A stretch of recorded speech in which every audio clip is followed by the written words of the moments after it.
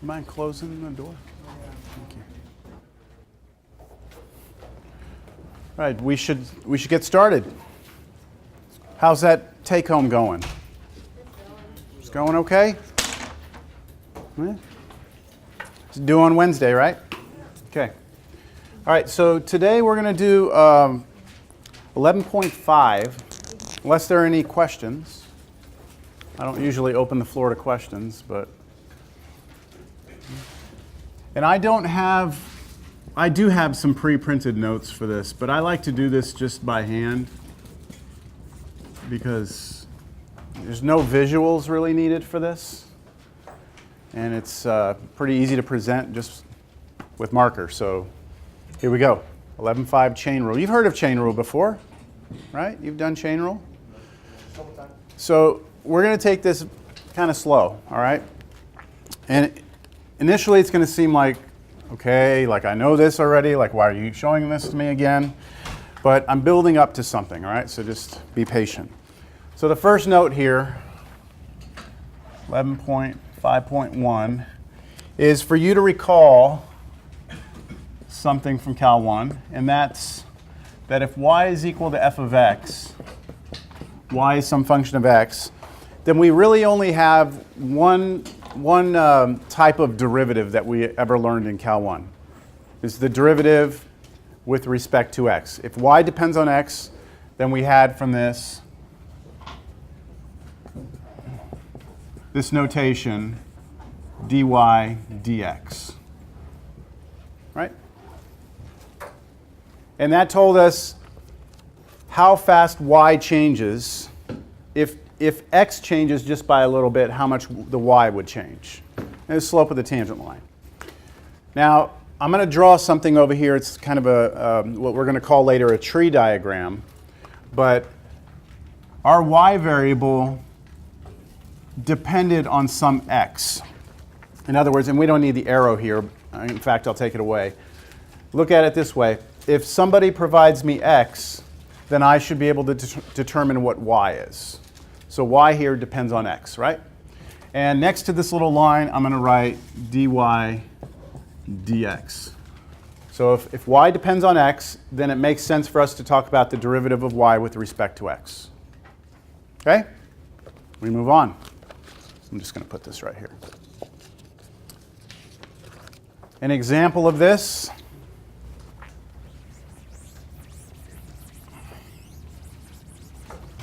is if y is equal to, so this is going to be example,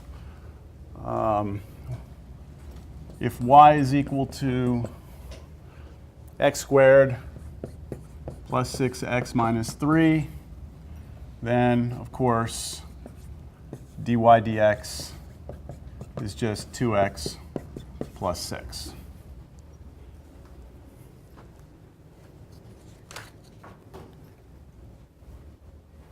Now, 11.5.2. Now we're moving on. What if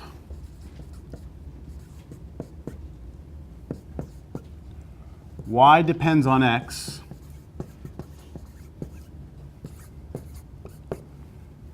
but x depends on t? So let me draw a picture of this situation. Y depends on x, but x depends on t. So if somebody gives you a value of t, you can then determine what x is, and once you know what x is, then you can determine y. So what derivative is possible here? Second. Like, would it make sense for me to talk about dy dx? Okay, what would dy dx give you? What would it mean visually? Or if I said dy dx, that would tell you the rate at which y is changing, right? As x changes just a little bit. So as x changes a little bit, y will change a little bit, right? So I have x dependent on, or sorry, y is dependent on x. So this derivative does make sense to talk about, right? But what else makes sense? dy dt also makes sense. how much does y change? If I change t a little bit, how much does y change? So dy dt makes sense. Any others make sense? Dx dt makes sense. Because dx dt says, how much does x change if t changes a little bit? Right? Now, if y is dependent on x and t, can you take the second derivative of dy dt? You could always take the second derivative, yes. What I'm trying to get you to see in the picture is what derivatives make sense and what do they mean. So do we all agree that all three of these make sense? Yes? All right. Now, dy dt is the one that's probably, how do I say this? It's the one that connects the variables that are furthest away from each other, right? The y, the final output, the initial input, right? You need t to get y. So this derivative is probably the one that you would most likely look at, dy dt. And what is dy dt in terms of these two? It's these two multiplied? Let's see. Let me rewrite this. You're saying it's dy dt is equal to sorry, that's not what you said. Dy dx times dx dt. That's what you said, right? Yes. And this is what it is. And you can see that if you cancel these two differentials, right? Dx dx, that all you'd have was dy dt. So this kind of makes sense visually, that this is this. And this is what the chain rule was. Okay, this is the chain rule from Cal 1. I'm going to give you an example of this afterward, but over here in our picture, let me draw that from here to here was the dy dx, and then from here to here was dx dt. So if you wanted to know the relationship or the derivative of y with respect to t, you would need to come down this little, we're going to call this a branch later, but this is a branch and you multiply the two pieces of this branch together. Understand? And that would be dy dt. Good? All right. So let's do an example of this. I'm just going to make this up. Example. Let's say that y is equal to sine squared x, and let's say that x is equal to t squared plus 1. I want us to find dy dt. Now there are two ways we could do this. We could right now just go back into this, see how y is equal to sine squared of x. We could replace x with what? T squared plus 1, and then find the answer. I'm going to do it that way just this first time, all right, just so you can see it. If I want to leave that on the board. So there are going to be two different methods I approach this with. The first method, I'm just going to say y is equal to sine squared of t squared plus 1. That's just me replacing x with t squared plus 1. And then when I take the derivative of that, I'm going to do it with respect to t, right? And I'm going to need chain rule. So the derivative of this with respect to t would be 2 sine of t squared plus 1 times 2t. Cosine of t squared plus 1 times 2t. Okay, so what we're doing there is chain rule. We're taking derivative. The last thing happening is something is squared, right? So we bring the 2 out, sine to the first power, argument, times. Now we've done the squared, so now we do derivative of sine, which is cosine of the argument, and then chain rule, go inside, take derivative of what's in there, and we get that, right? Comfortable? All right, I'm just going to leave it like that. We could clean it up. But now what I'd like to do is I'd like to approach it with this method instead. Dy dt should be equal to dy dx times dx dt. So what would I'll write it. Dy dt should be dy dx times dx dt. And I've got this big ugly dot in the middle of the board, so I'm going to just jump over it. What's dy dx? What's the derivative of y with respect to x? 2 sine x cosine x. And yes, that's an identity, but I'm just going to leave it like that. Then times, what is dx dt? 2t, right? Taking derivative of this with respect to t. So this is just 2t. Now these two answers are the same. What you would have to do to see that is replace this x with t squared plus 1. So if I replace this with t squared plus 1 and that with t squared plus 1, we get the same exact thing. Do y'all see that? Yes? Okay. So two different methods to do the same problem. You might prefer the first, but as you see, when we move on, this is probably going to be the better way, because it's going to be more variables, more connections we have to make, and we get a more general idea of a chain rule this way. All right, let's move on. 11.5.3.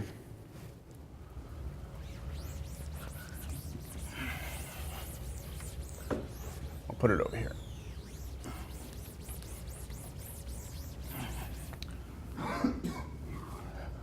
Did you have a good weekend? Nope. Everyone I've talked to has had a really shitty weekend. All right. 11.5.3 is what I meant. What'd you do to your car? Oh, that's not good. Some kid had his license for 20 minutes just after the DMV and pulled in a U-turn right in front of him. That's funny. I mean, Okay.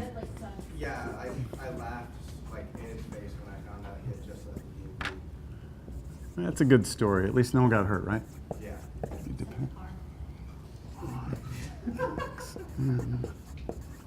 Okay, so this one's a little bit different. What if you have a variable z that depends on two things, x and y? So this is more like a partial, right? So let me try and draw a picture. Z depends on two different things, x and y. So if I give you x, just x, can you tell me what z is? No, you need y also, right? If I give you just y, can you tell me z? No, you need x. You need both of them, right? And so what derivatives make sense here? Only the partials. Only partial derivatives. The only way you can tell me how fast z is changing with respect to x is if you hold y constant. The only way you can tell me how fast z is changing with respect to y is if you hold x constant. So down each of these branches we have partial derivatives. Partial of z with respect to x, partial of z with respect to y. So I can ask you for one of those together, right? I mean, not together, that makes no sense. Okay, I can ask you for one of these alone. I can't ask you for both of them at the same time. You can hold one constant, figure out the derivative of the other, or the other way around. So with problems like this, there are two things possible when it comes to asking you about derivatives. As an example, we've already done this. What if z equals, let's do sine x squared y plus y. So if you have that, hopefully when you look at that, you say, all right, z depends on two things, x and y, right? This is a surface. If we were to graph it, it's a surface. That's what we ended class with last week. We were talking about surfaces. So this is a good example. Now, what could I possibly ask you in terms of derivatives? What could I ask you for here? Z of x. Partial of z with respect to x or partial of z with respect to y, but I can't ask you anything else. Like it would make no sense for me right now to write dz dx. That's wrong because the notation's wrong. We can't do a straight derivative here because z depends on more than x. So that's a bad notation for talking about the derivative of this. What we can ask for is the partial of z with respect to x. And that's telling you you have to hold something constant. So that's possible, or separately, partial of z with respect to y. One or the other. So let's get both of these. What is the partial of z with respect to x? You're going to hold what constant here? Y?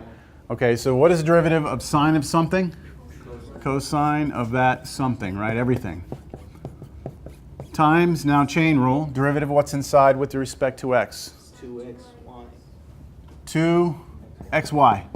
So you're taking derivative of each of these separately, treating y like a constant, so just ignore it for a moment. Derivative of x squared is 2x times y. But then plus derivative of y is a constant, so 0. So that's it, right? What is the partial of z with respect to y? Still cosine x squared y plus y. But now this is going to look a little different. X squared plus 1. X squared plus 1. So you're treating y like your variable. X squared is a constant, so cover that up. Derivative of y is 1 times x squared plus derivative of y is 1. That's it. We're done. We good? So we have two different answers to that? Yes. You have two different answers. See, it doesn't make sense for me to say how fast is z changing with respect to both x and y. You can't do them both at the same time. You can only do one at a time. So you have two separate possibilities. All right, next one. Okay, how about this? What if, I'm going to leave this up here, but we'll change this to 4. What if z depends on x and y, but x depends on t and y depends on t?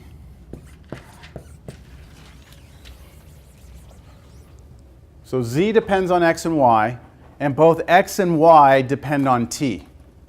So I'm going to draw a picture. Z depends on x and y. What does x depend on? T. And what does y depend on? T. Can't you just take partial derivative of each? So what derivatives, what's that? For the first part, you do the partial, and then the bottom, the x and the t, the y and t, you do the straight derivative? That's right. So z depends on two different things, right? So when I talk about going down this branch or this branch, these have to be partial derivatives. But x depends on only one thing, t. So going from here to here, this derivative is a straight derivative, dx dt, not partial. So let me fill in the parts of this. We call these tree diagrams, by the way. Partial of z with respect to x here, partial of z with respect to y here. But then coming straight down, this is dx dt, and this one's dy dt. So how many derivatives here how many derivatives make sense for me to ask you about here? 2, 6. Looks like, where are you getting 6 from? I think 4? 4. Like partial derivatives or whole derivatives? I'm just saying the derivative, if I were asking you in terms of z, like trying to figure out how fast z is changing, what could I say with respect to here?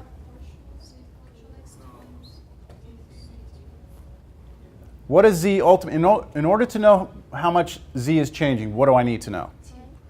I need to know either x and hold y constant, right? But is that possible? I'm trying to get you all to see something here. If I say I'm gonna try and find how fast z is changing with respect to x, but hold y constant, Then you can't do it. then I can't do. Why can't I do that? Because they have the same value for t. Because look, y depends on t, right? So if I hold y constant, that means I'm holding t constant. And if I'm holding t constant, then now x can't be a variable anymore, because it's being held constant also. Can you hold x and y constant? If you hold x and y constant, then the derivative of z is 0, because it's all a constant. So the only way around that is to let t be a variable, right? Do you all understand that?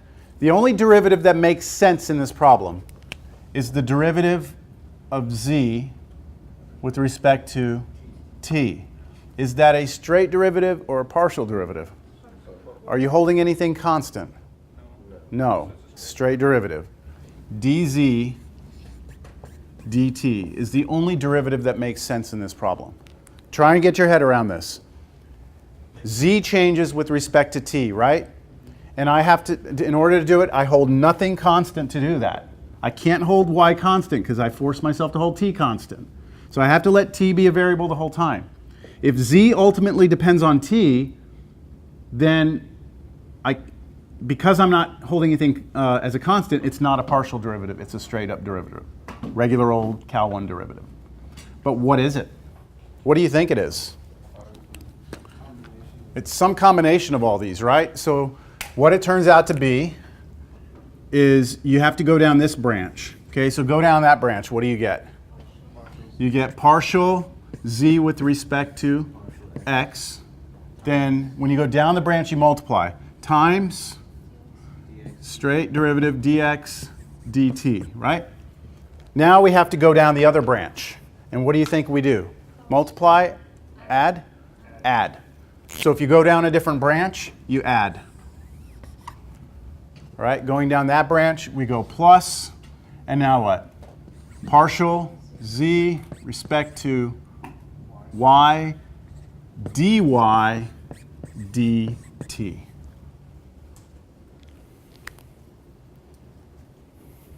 The way you can kind of look at it is this way. How much is z going to change if I change time a little bit? If time changes a little bit, it's going to change x a little bit, right? And that x is going to change z a little bit. But it's not just that change, it's also this change. So we add to that change, right? The change that you get from changing t through the y variable. Sum those two changes together and you have the total like net change. That make sense?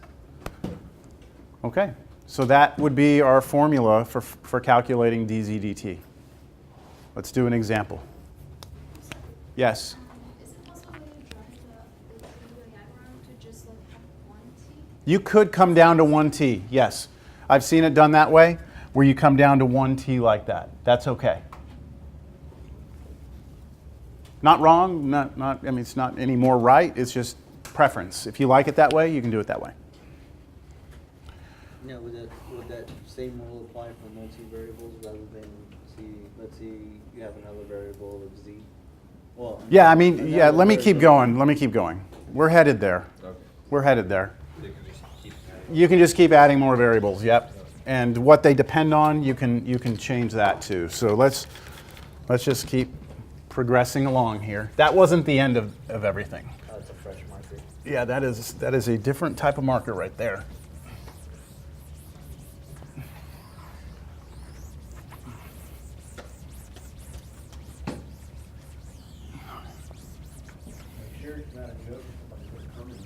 Yeah, it's ghosting pretty good, isn't it? Which one was that one? This one, dry erase marker. All right, example. Hello. All right, let's do this one. Example, let's say that z is equal to x sine xy. Let's say that x is equal to t squared plus 1. And let's say that y is equal to natural log t. So that's given, all right? And the instructions here are to find the derivative. And that means there's only one, right? There's only one derivative possible. You have to see that when you look at this. You have to realize there's only one derivative possible, dz dt, because both x and y depend on t. So dz dt will be equal to partial. Now this is where I would recommend you draw that tree so that you can go down your branches to get the formula. But I already did that, right? So it's partial z with respect to x times dx dt plus partial z with respect to y times dy dt. That's a formula we generated from the previous note. So what is dz dx? That's the derivative of this with respect to x. So you have to use the product rule. I have to use the product rule. All right, there's a product here. So I'm going to go derivative of x with respect to x is 1 times this. Plus, now the derivative of sine xy, cosine xy times y. Where'd that y come from? This Times the derivative of what's in here. That's coming. The x is coming. That's the derivative of what's in here with respect to x. Then finish off the product rule. You have take derivative of the first one. So times x. Okay, that's your product rule, right? That is the derivative of z with respect to x. Let's throw that all into parentheses. Any questions on that? That right there is just that part. Times dx dt. So you go to the x, differentiate this with respect to t, and what do you have? 2t. That goes here. So that, this part, plus dz dy. So I have to take the derivative of z with respect to y. That means x is a constant. I can ignore it. What's the derivative of sine x y? X cosine x, y. So cosine xy. And then what? X. And then there was an x in front, right? So x squared. So I'm not sure where you are with your partial derivatives yet. Everyone's going to be at a different place. I know some of you have been doing partial derivatives in other classes, so it's kind of already second nature to you almost at this point. But if you aren't comfortable with getting these, you need to kind of keep working more problems until you're feeling good about this. What about the last part? dy dt. 1 over t. Derivative of natural log of t is 1 over t. So that's your last part there. Any questions on that? Okay, now this is our answer, but we need our final answer to be in terms of t, because ultimately z depends on t, right? Z depends on t. So our answer has x's and y's in it. So I'm going to go in there and I'm going to replace all my x's and y's with what they are. So this is going to be very ugly. It's going to be very long, but this will be the derivative. Okay, so here it is. I need a little more room. So it's equal to, in parentheses, sine of x times y. So I multiply these two together. That's natural log t times t squared plus 1. That's sitting inside my sine, plus cosine of the same thing,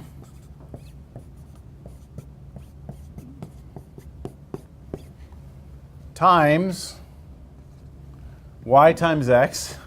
So same thing, right? Natural log t, t squared plus 1. And then close off, what? Oh, no, go ahead. Close off times 2t plus cosine of xy again, so natural log t times t squared plus 1, and then times x squared, so that's t squared plus 1 squared times 1 over t. Yeah. That's it though, okay? That is the derivative. That could be cleaned up. I mean, you could like distribute the 2t through here, combine anything together. It's algebra at this point, right? Are y'all comfortable with the setup, the tree diagram, coming up with the formula, and then differentiating? Are you gonna have us Is that all clean it straight? up?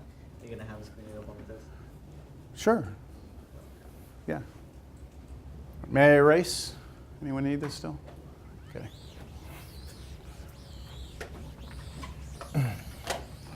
Let's move on.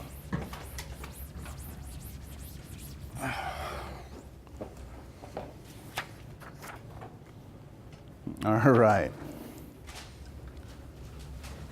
11.5, where am I? 6? 5.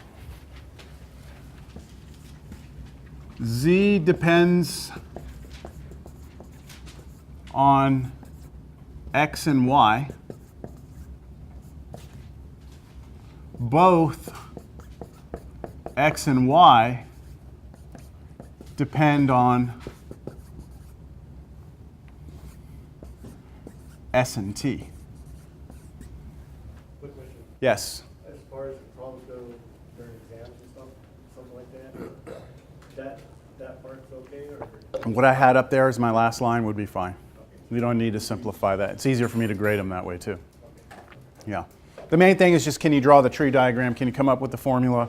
And then can you do some differentiation properly? Done. Okay, z depends on x and y. Both x and y depend on s and t. So does that mean that X and Y branch off twice? That's right. So it looks like this. Z depends on x and y. And then x and y, both of them depend on s and t. So this might be why I don't draw my t's together, you know, because when you get something like this, like, it's not easy to put our s's together and t's together. Like, we don't want to cross our branches. So you don't get in any trouble this way. Do y'all see that in the wording of the problem? Do you see that that's what we have? Okay, let's work out the branches first. Every branch has to have a derivative on it. So how about the branch going from z to x? Partial z with respect to x. How about from z to y? Partial z respect to y. How about from x to s? Partial again. Because the only way to get to s and talk about a derivative is if we hold t constant. So we've got another partial here. Partial x with respect to s. How about x to t? Partial x respect to t. How about from y to s? Partial, right? Partial y with respect to s, and then partial y with respect to t. Ugh. It was a little tight there. I should have maybe spread these out a little bit more. What derivatives are possible here? Or is there only one derivative possible? There's only two. Good. What are they?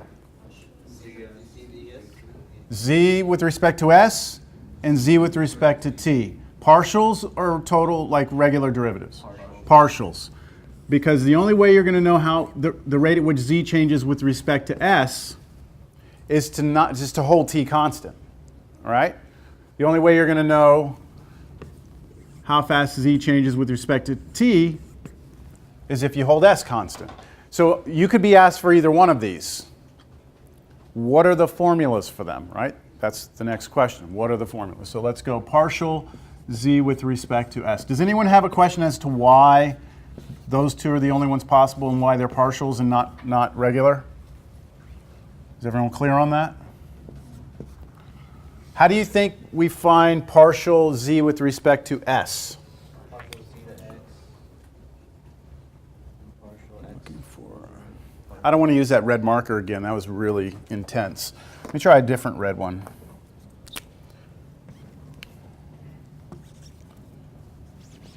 That's better. Okay. It's partial z over partial x. Times partial z over partial y. Yeah, you need to get yourself from z down to here, right? From z, you've got to get down to these two branches. So you follow the branches down.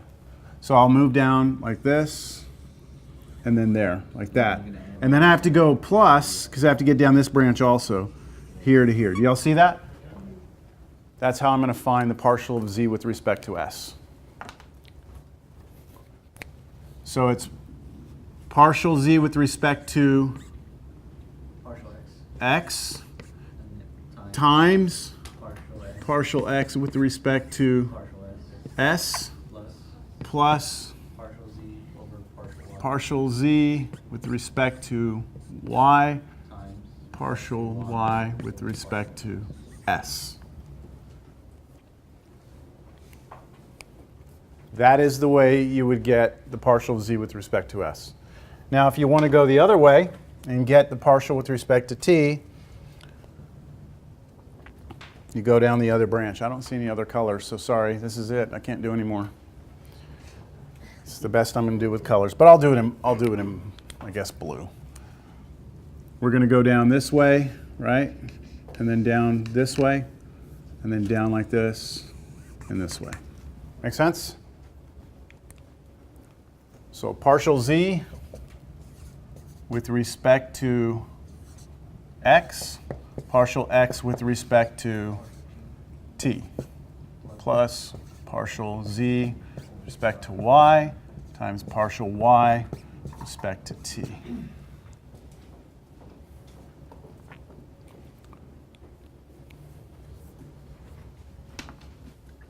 You can see how this can start to like build on itself, right? Yeah, you could use this to find like 50 different terms. Sure. Yeah. If you had like, let's say you were trying to predict the, watch the news tonight. You're trying to predict the probability of rain tomorrow, right? So they have that number, probability, right? Whatever it is, 30% or whatever it is for tomorrow. Imagine how many variables were into that, right? Went into that. And if you wanted to know the rate at which it changes, you would have to set up some sort of tree to figure out what derivatives are possible, what would have to be held constant, so on and so forth. All right. I don't even know if I want to do an example of this, but should we? We've got time, yeah.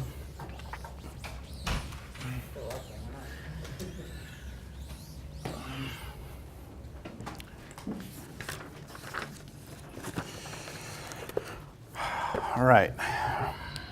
I might let you play with this one for a little while. Okay, example. Let's see. Z equals, I'm sticking with the same one, x sine xy. This time, x is equal to t squared plus 4s, and y is equal to natural log of s times t. So here's what we're going to do.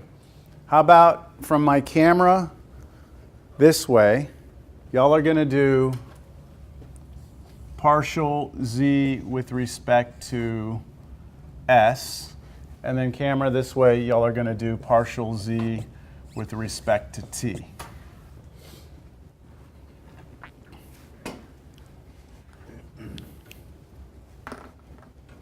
And we'll take a few minutes. If you finish yours, then we'll start working on the other one.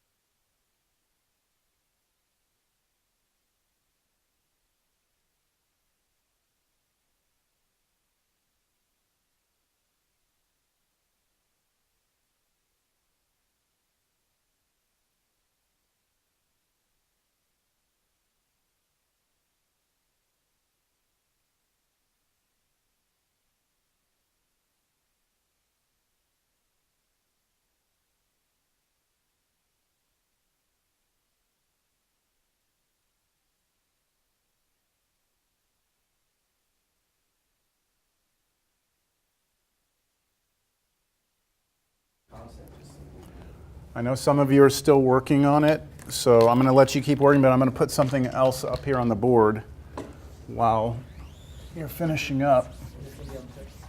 Is what? Yeah, I mean, it's just me giving you a different idea here. I think I remember putting this on the board. I could be wrong. It was what, last week? Did I put this up here? I think I did. Yes, I did, right. Did you unmute? Yeah, I did unmute, yes, thank you. They call that, what, the ideal gas law? Okay, so in this problem, there's really three variables. There's P, V, and T. Everything else is fixed as a constant. So what would be possible here in terms of derivatives? Okay, so tell me, like what? Well, I could do, what do you say, partial, what? yeah. Partial P with respect to V, I could do that. Direct derivative to. Partial P with respect to T.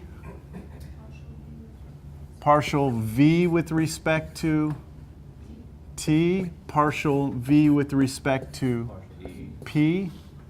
Partial T with respect to V. Partial T with respect to P, right? How about the N and the R? Those are constants, so you wouldn't ever have derivatives with respect to one of those. So let's just look at, how about this one right here? What if I wanted to do this? Then I would first have to solve for P.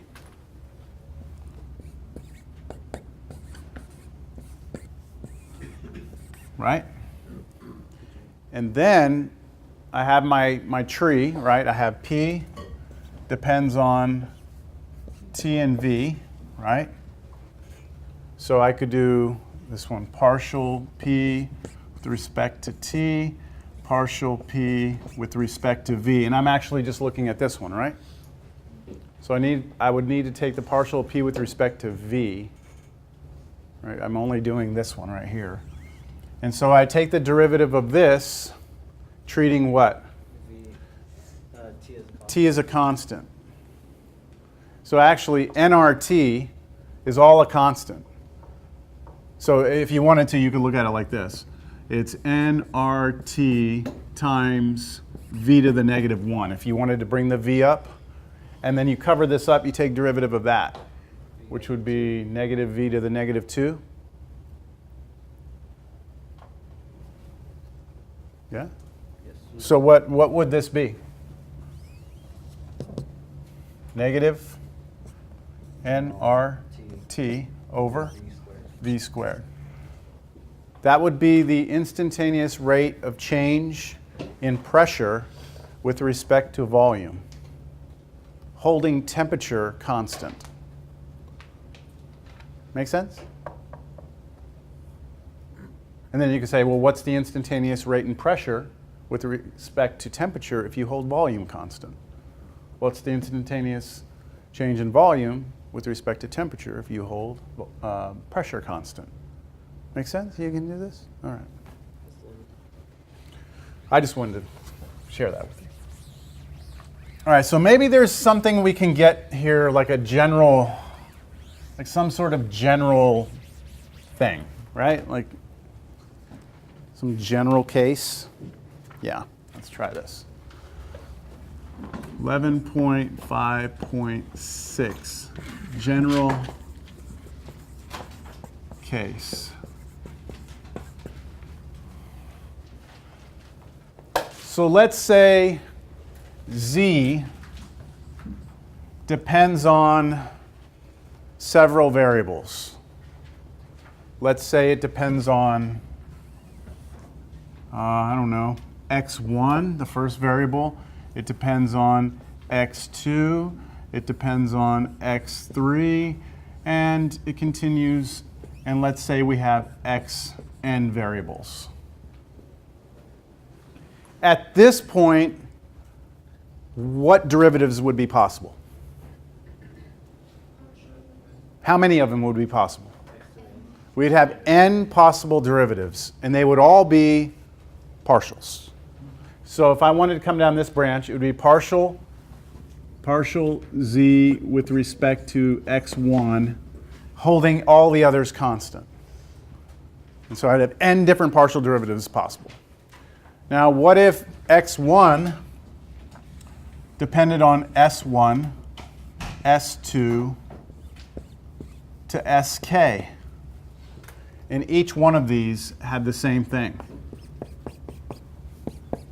Understand? S1 out to sk.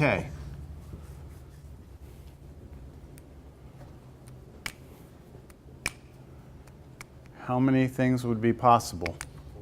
SK. We would have k partial derivatives possible. Would they be partials? I could do what? Partial of z with respect to s1. I could do partial z with respect to s2, partial z with respect to s3, all the way to sk, right?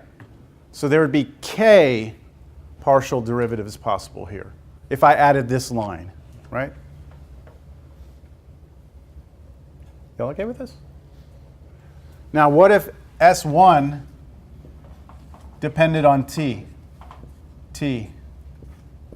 All of these depended on t. Would that be a direct derivative? Then you would only have one derivative possible.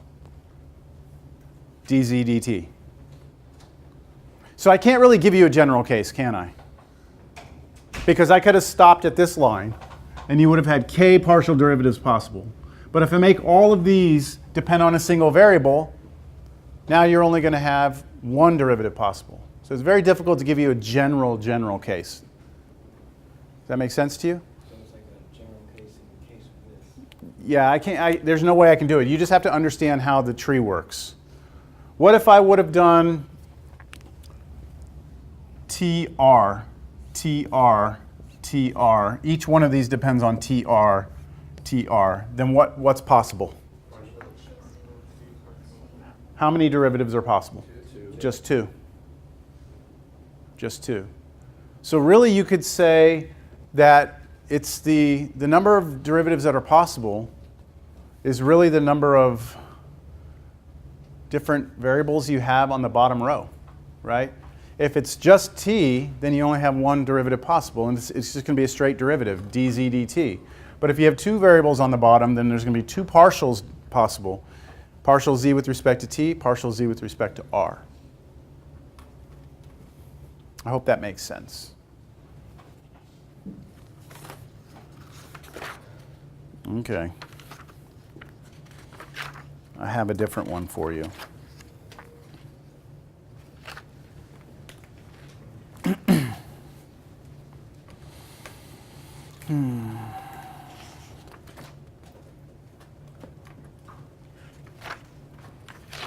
I'm wondering if I should show you the theory first.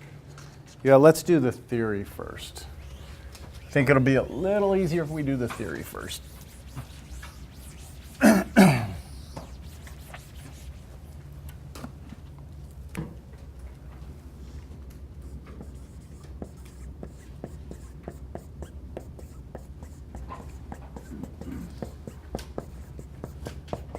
Implicit differentiation. Now, you did that in Cal 1, but now we want to try and generalize it a little bit. So let me give you an example from Cal 1. Let's say we had x plus y squared equals sine x plus y. What two derivatives are possible here? You could do dy dx or dx dy. You could say how fast does y change with respect to x, or you could say how fast does x change with respect to y. The difference here between this and what we've done before is everything I did before we had solved for one of the variables. So it was like z equals something, right? And then that was maybe two different variables or three different variables, whatever it was. Here with an implicit equation, you cannot solve for just x or just y. You can't isolate it. But there still are two possible derivatives. So the way we did it is we differentiated both sides, right, with respect to either x or with respect to y. We just did derivative on both sides, didn't we? What we could have also done is this, and we normally didn't do this, but you'll see how it's going to help us here. We could move everything to one side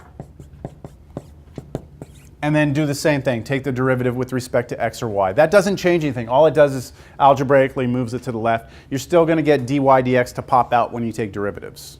So moving it to the left, no big deal? Same thing? All right. Derivative of the left side would be whatever. Derivative of the right side would just be 0, because the derivative is 0, 0. So we're going to try and do something like that. Still am trying to debate whether or not I want to go straight to the example or the theory.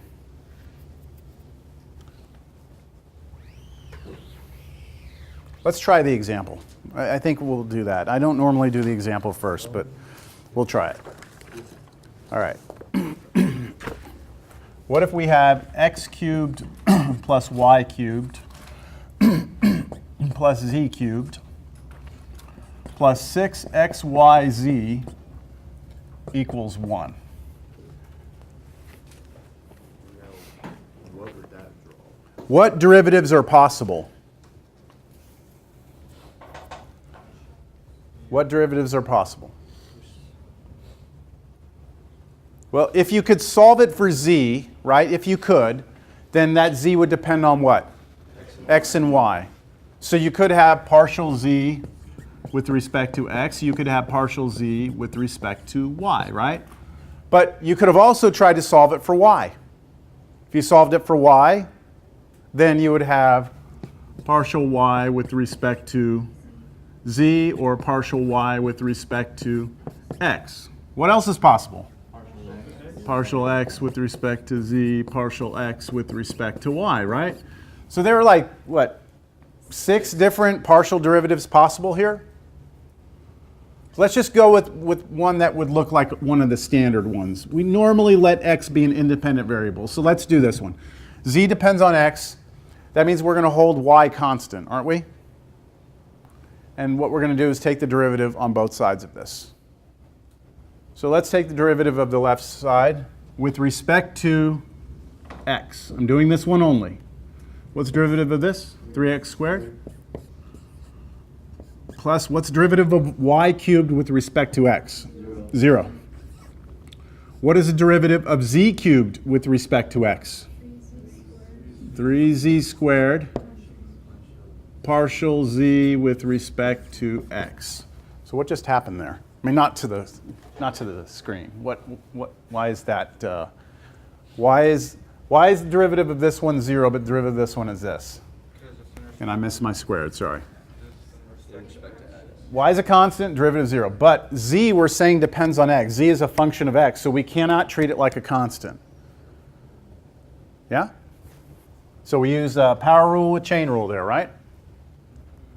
All right, what about this here? Ooh. Plus the 6 and the y are constants, so just ignore them. Right? What's the derivative of x times z?